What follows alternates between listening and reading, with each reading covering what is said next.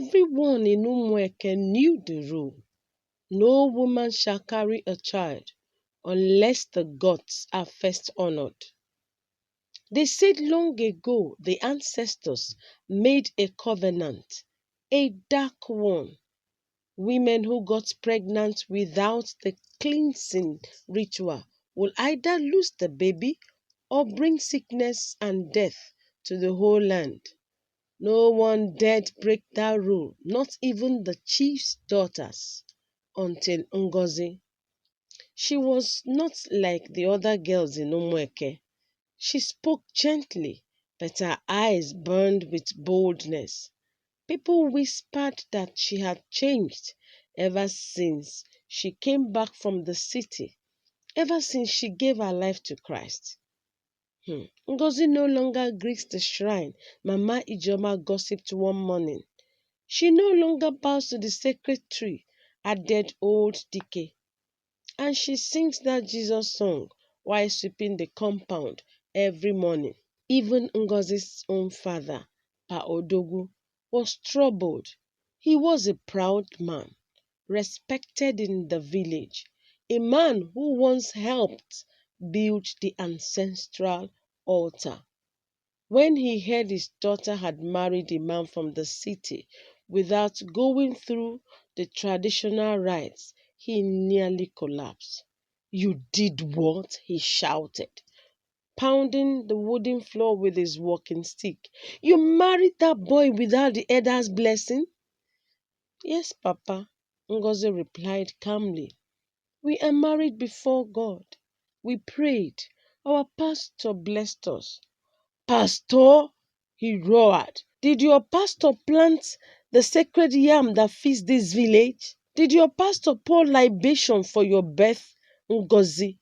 You want to bring death upon us?" But Ngozi stood her ground. "Papa," she said, "I no longer serve the gods of this land. I serve Jesus now. He is my covering." The news spread fast, like wildfire in dry grass. Before long, the chief priest Okenwa summoned her. She came quietly, her white headscarf blowing gently in the wind. Okenna's eyes were red. "Ngozi," he said, "you have mocked the spirit of Umweke, and now you are with child." He pointed at her small belly. It had just begun to show. "You know what that means," he growled. "The land will reject you. This village will suffer because of your stubbornness. Even your unborn child may not survive." Ngozi said nothing at first. Then she looked up, her voice firm. "The God I serve gives life, not death. This child is a gift from Him." There was silence. Even the wind seemed to stop moving. Then the chief priest raised his staff and shouted, "So be it!" From that day on, everything changed. The villagers avoided her. When she walked past the market, mothers grabbed their children and turned away. At the well, no one would draw water after her. Some even threw ashes at her feet and spat, whispering, "Omenso, curse breaker." Her father refused to speak to her, but Ngozi never stopped praying. Each morning, under the big mango tree behind their compound, she knelt and sang softly, "You are my hiding place, O Lord. You surround me with songs of deliverance." Then, one night, it started. A strange wind blew through Umeke. The trees swayed violently, though the sky was calm.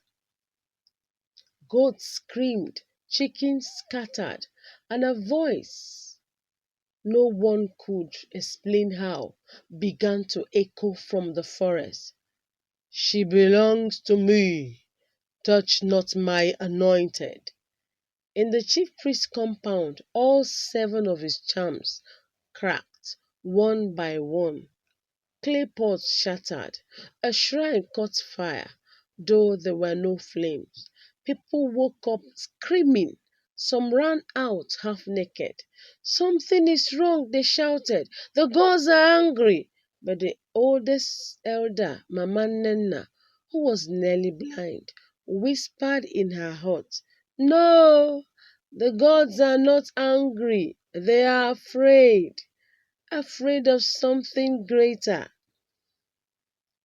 The morning after the strange night, Umweke was quiet. Too quiet. Even the cocks forgot to crow. People gathered in small clusters, whispering with worried faces. No one dared say it out loud, but deep inside they knew something had shifted. Chief Priest Okenna sat in front of his hut, sweating and silent. His left eyes were swollen, though no one had touched him. The shrine behind him was still smoldering.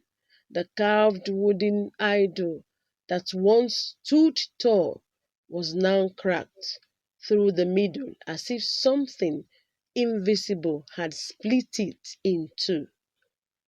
Do you see now? Old Mama Nenna said from her mat, staring into the empty air. This is no ordinary girl.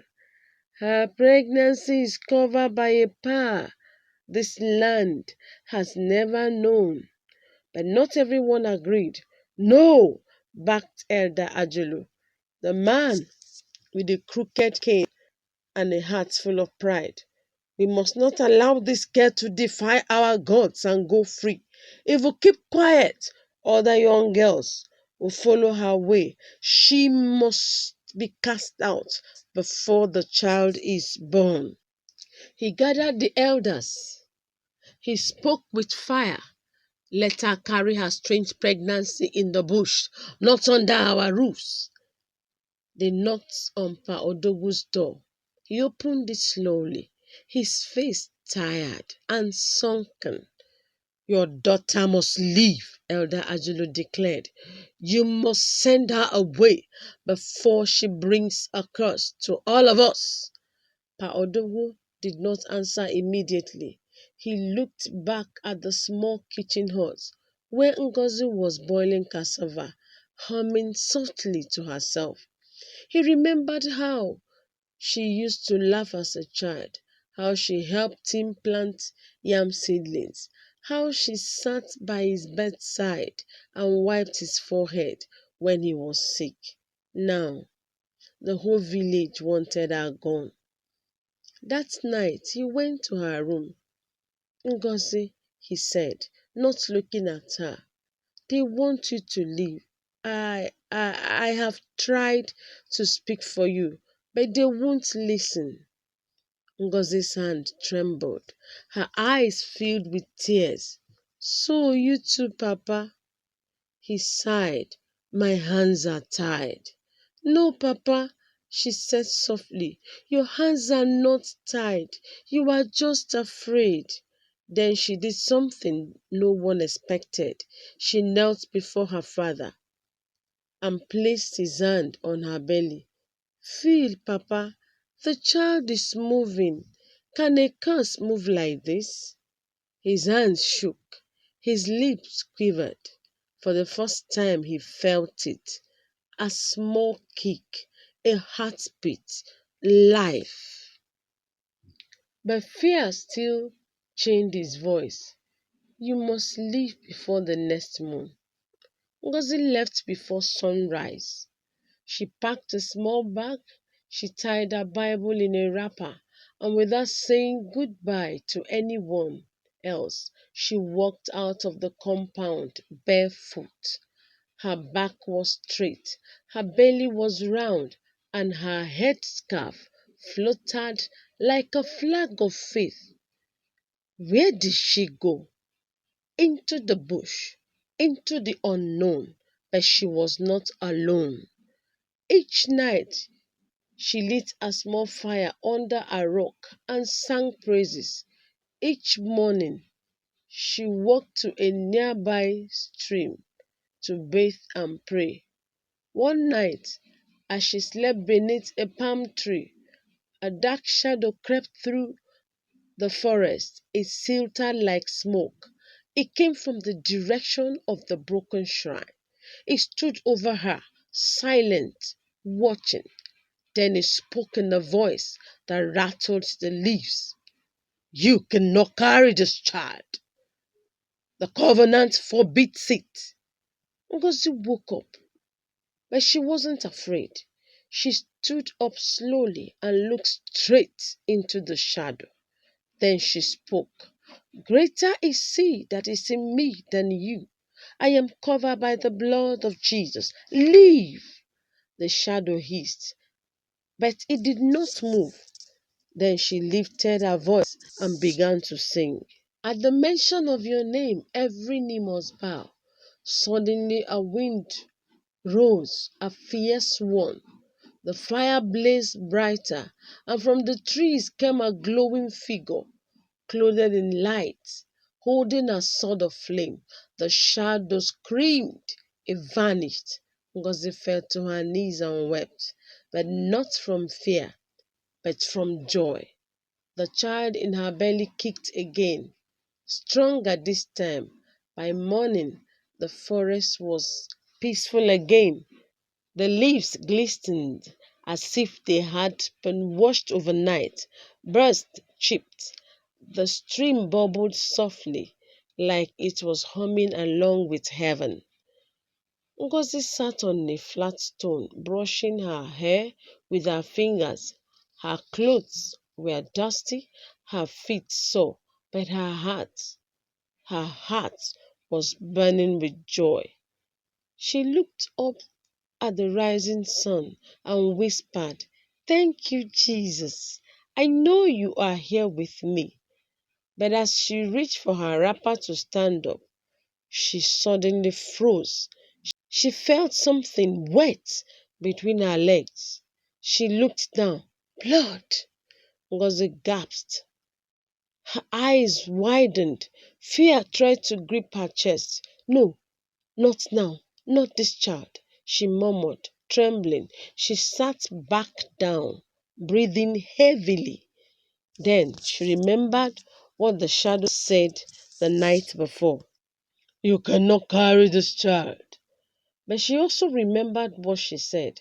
Greater is he that is in me. She held her belly and cried, Lord, if this child belongs to you, then no evil shall take it from me. I will not die. The baby will not die. Cover us. Then she took a Bible, placed it against her stomach, and began to sing, even through the pain. My help comes from the Lord, the maker of heaven and earth. Meanwhile, back in Umweke, strange things are happening. Since Ngozi left, the village had not known rest.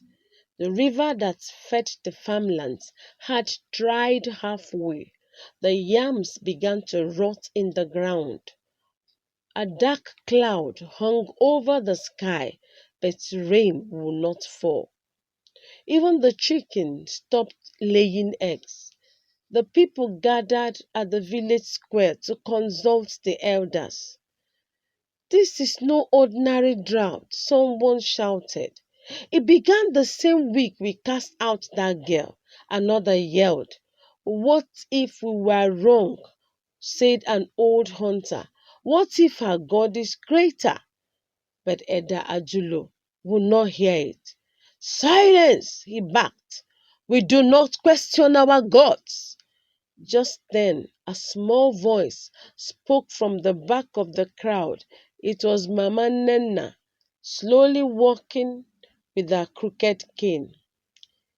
You cast out a daughter who feared God, she said, and now the land is crying. We must bring her back. Elder Ajulo hissed. She's carrying a cursed child. No, Mama Nenna replied, eyes burning. She's carrying a promise. The land is in pain because we rejected that promise. The people began to murmur. Even Paudogu was there, sitting in silence. His eyes stared at the dry earth beneath him. Then a woman came running from the edge of the forest. "Come quickly!" she screamed. "Come! She's in the bush! The girl, Ngozi, she's bleeding! She's alone!" Everyone turned to look at Paodogu. He rose up slowly to his feet. Then he shouted, "Get me my staff! I'm going to find my daughter." In the forest, Ngozi lay weak on the ground. The pain had become sharp, cutting through her like a knife. Sweat dripped from her forehead. Her lips trembled. She knew the baby was coming. She tried to scream, but her voice was gone. "Jesus," she whispered, "help me." Suddenly, she heard footsteps, many, rushing. Voices calling her name. "Ngozi! Ngozi!" She turned her head. Out of the trees came her father, stumbling toward her, followed by a few villagers and Mama Nenna breathing heavily. "My child," he cried, falling to his knees. "I'm sorry. Forgive me." Ngozi smiled faintly, her eyes closing. "She's going into labor," someone shouted. "We need hot water," another yelled. "There's no time," said Mama Nenna. "We must pray." Then, right there in the bush, under the tall palm trees, a group of old villagers knelt around Ngozi and began to pray. "Lord Jesus, save this child, save the mother. Show this village that you are the true God." Thunder cracked across the sky. Then, for the first time in weeks, rain began to fall. Soft, slow, like heaven's hand. Ngozi screamed, then silence. Then a cry, a baby's cry, loud and full of life. "She has given birth, a boy, strong, alive."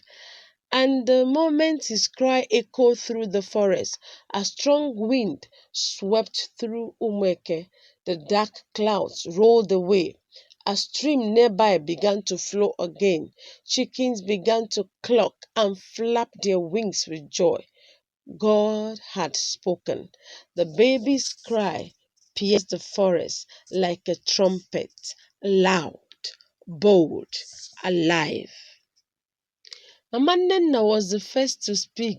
"Chineke, this boy is strong." She held him carefully in her wrinkled arms, still wet from birth. The baby's skin glowed like he had been washed with the morning sun. His eyes opened too quickly, and when they did, he stared without blinking at the sky above. Ngozi lay back, too tired to move, but smiling faintly. Her clothes were soaked from the rain and the labor, but peace covered her like a blanket. Her father, Pa Odogu, sat beside her and wept quietly. "I was wrong, my daughter," he said, voice trembling. "I feared the gods more than I feared the God who gave you this child." Ngozi reached for his hand and whispered, "You came. That's all I needed." The other villagers stood in silence. The ones who once threw ashes at her now looked at the baby with awe.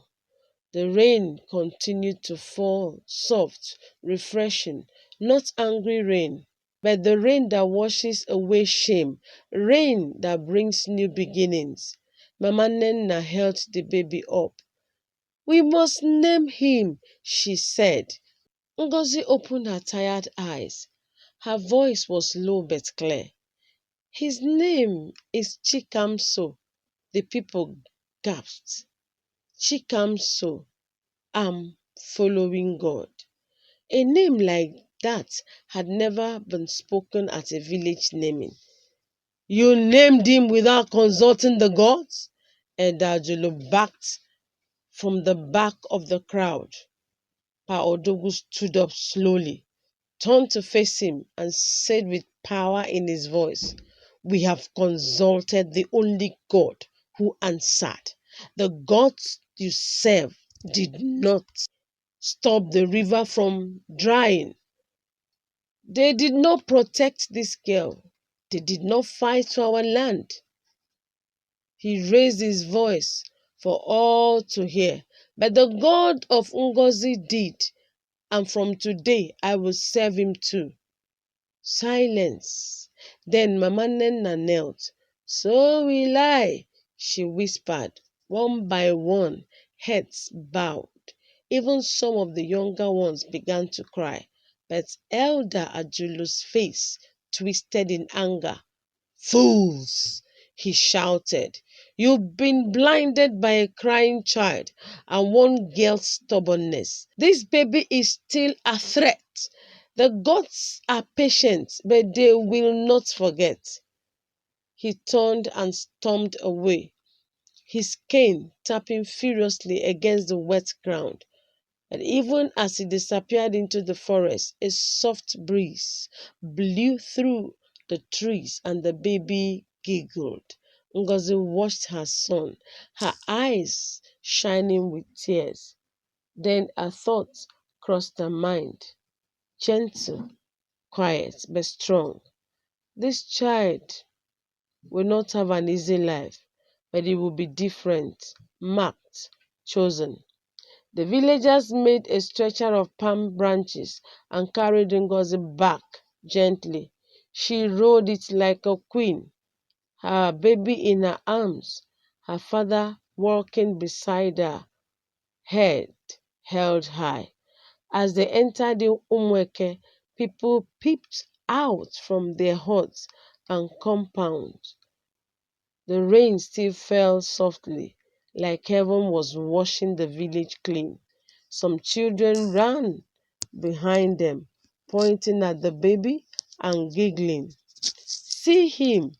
He looks like a prince. His eyes are shining like fire." They brought Ngozi to Mama Nenna's house, where the fire was always warm and the mat always dry. There she rested. There she began to heal. And in the days that followed, something strange began to happen. The farms started to grow again, faster than before. The river flowed clearer than ever. A woman who had been barren for 12 years suddenly became pregnant. People began to come to Ngozi's hut, not to mock, but to listen, to ask questions. "What did you do when you were afraid? How did you know the shadow would leave? Who is this Jesus that gave you this child?" And Ngozi would smile. She would lift her son and say, "I didn't fight. God did." Years passed. The baby Chikamso grew quickly, too quickly. Some would say at just 5 years old, he spoke like someone much older. He often wandered into the forest alone, but never came back with scratches of fear. Birds followed him. Even wild goats would come close to him without running away. He laughed often. He sang loudly, and whenever he placed his small hands on sick people, they felt warmth and many became well. The villagers now called him the Child of Wonders. As for Ngozi, she became a teacher of some sort. Though she never had a chalkboard or classroom, she sat under the Udala tree with a Bible on her lap and told stories to anyone who came to listen. Children sat around her. Mothers also leaned to hear. Even old men who once spat at her words now sat in silence when she spoke. She would say things like, "Faith is like firewood. If you don't gather it daily, your fire will die. Forgiveness is not weakness. It is strength with a gentle face.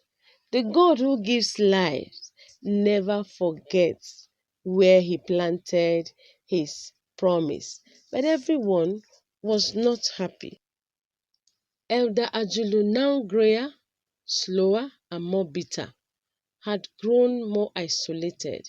His compound, once filled with apprentices and visitors, now stood silent. The shrine he rebuilt after the storm had cracked again, this time all on its own. Every time he passed by the village square and heard Ngozi's voice, he clenched his teeth. One night, unable to hold his anger, he stood alone before his shrine and shouted to the sky, "Why has this child's God stolen the hearts of my people?" He waited for a voice, nothing, not even an owl hooted. In frustration, he went to Mama Nena's compound the next morning.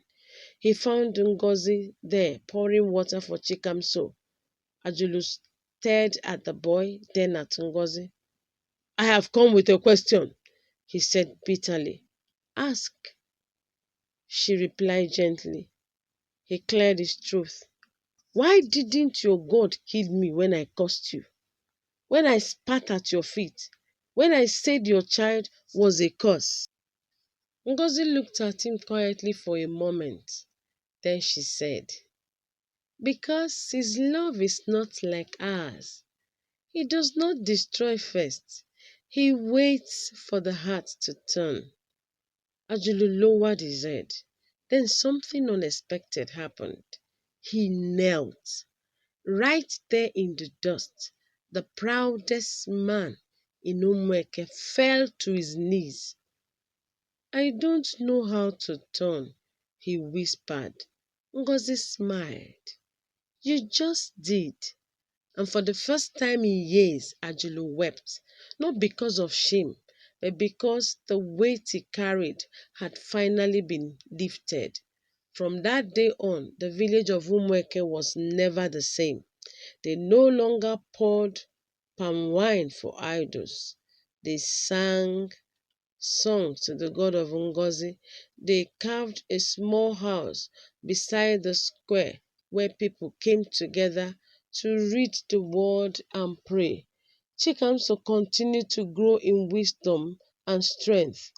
Then, one fateful day, the sun was soft that morning, not too hot, not too shy. A gentle breeze danced through the leaves of the iroko trees as the sound of children's laughter floated in the air.